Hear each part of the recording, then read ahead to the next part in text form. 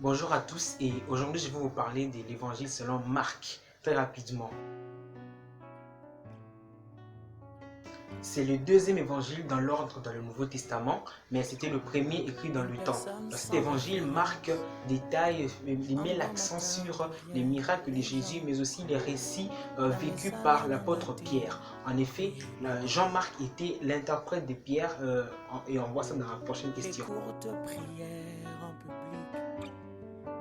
Marc, c'est qui? Marc, c'était l'interprète de l'apôtre Pierre. Il accompagnait Pierre à Rome lorsque Pierre allait prêcher. C'était Marc qui l'interprétait auprès du peuple. Parce que Pierre parlait araméen, mais Marc, comme déjà son nom l'indique, son nom est romain. Marc était plus affilié aux langues gréco-romaines. Donc il parlait couramment le latin, il parlait aussi couramment le grec. Alors pourquoi Marc a accompagné Paul, mais aussi accompagné l'apôtre Pierre.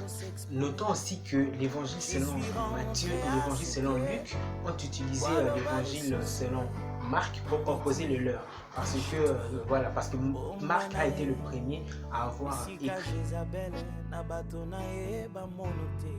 Alors, Marc, c'est quand? Marc a été écrit entre l'an 64 et l'an 70, mais plus précisément entre l'an 66 et l'an 68. Et notons aussi que c'est en 74 qu'il y eut la persécution des Néron. Néron en effet avait brûlé toute une ville et a accusé les chrétiens d'avoir brûlé cette ville-là. Et du coup, en 64, Pierre a été un des victimes de Néron. Néron a en effet tué l'apôtre Pierre et Pierre est mort sur une croix en forme X et la tête en bas, les pieds en haut, il a été brûlé sur une croix. Et ensuite, quand Pierre est mort, Marc, voyant que son père spirituel est mort, du coup, on suppose que c'est à cause de ça que Marc a dû achever ou bien abroger son évangile. Et voilà pourquoi vous verrez que l'évangile selon Marc n'a pas une bonne fin, disons-le comme ça.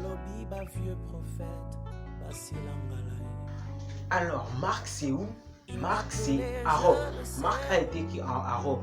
Pierre était en train de prêcher aux Romains, Marc interprétait, et les gens, les peuples qui écoutaient Pierre ont demandé à Marc de mettre par écrit tout ce que l'apôtre leur annonçait, leur prêchait.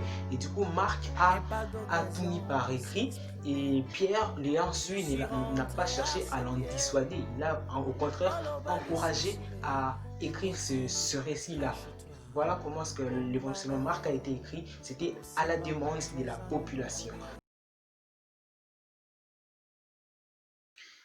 Petit bonus sur la vie du rédacteur. Alors Marc, quand il est allé prêcher en Afrique, il a bien sûr évangélisé, il a gagné beaucoup d'âmes dans les régions autour de la Libye, en Alexandrie, mais sa mort a été un peu, disons, un peu extraordinaire, disons comme ça. Quand Marc était en Alexandrie, il a réuni ses disciples, donc ses frères, les frères et sœurs, pour qu'ils puissent célébrer la Sainte Seine, la Pâque, disons-le, voilà, pour célébrer la Pâque. Et les païens qui étaient encore inconvertis dans la ville d'Alexandrie, ils ont décidé d'aller faire mourir Marc, qui en Alexandrie faisait beaucoup de miracles et qui par ce fait incitait leurs anciens dieux. Parce que plusieurs des chrétiens avaient abandonné leurs idoles. Et du coup, ceux qui ne voulaient pas abandonner leurs idoles refusaient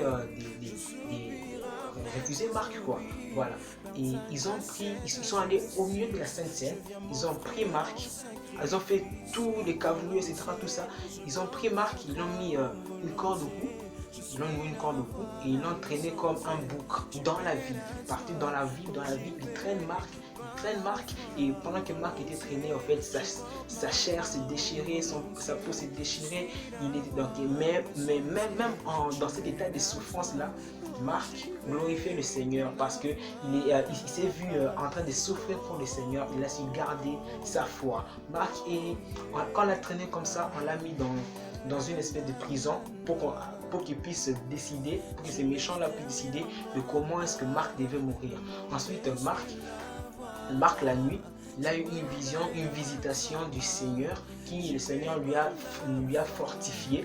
Et le matin, c'est le matin que Marc a été tué, parce que maintenant quand on l'a traîné dans la ville, et en le traînant, il bénissait toujours le Seigneur, et à la fin il a dit Seigneur, je te remets mon esprit entre tes mains. Et il a expiré. Mais quand Marc est mort, les méchants là voulaient le brûler.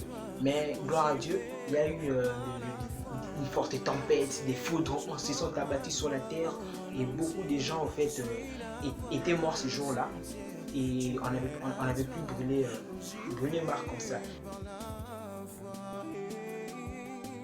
En conclusion, on a à noter que jamais les difficultés du monde ne devraient nous empêcher, nous, à répandre la parole de Dieu. Nous demeurons toujours attentifs comme les apôtres au premier temps. Écoutons le Seigneur nous envoyer, nous soyons aussi disposés. Il ne suffit pas que d'être disponible, mais soyons aussi disposés. Disponibilisons-nous, mais disposons-nous aussi à aller. Ayons le zèle d'évangile comme sandale à nos pieds et prêchons l'évangile. Soyons aussi édifiés par la parole de Dieu parce que tu ne prêcheras que ce que tu auras appris. Tu ne prêcheras que ce que le Saint-Esprit t'aura appris. La peur, oui, je suis vainqueur, à l'instar de mon sauveur. Brûle dans mon cœur, brûle, chasse la peur. Oui, je suis vainqueur, à l'instar de mon sauveur.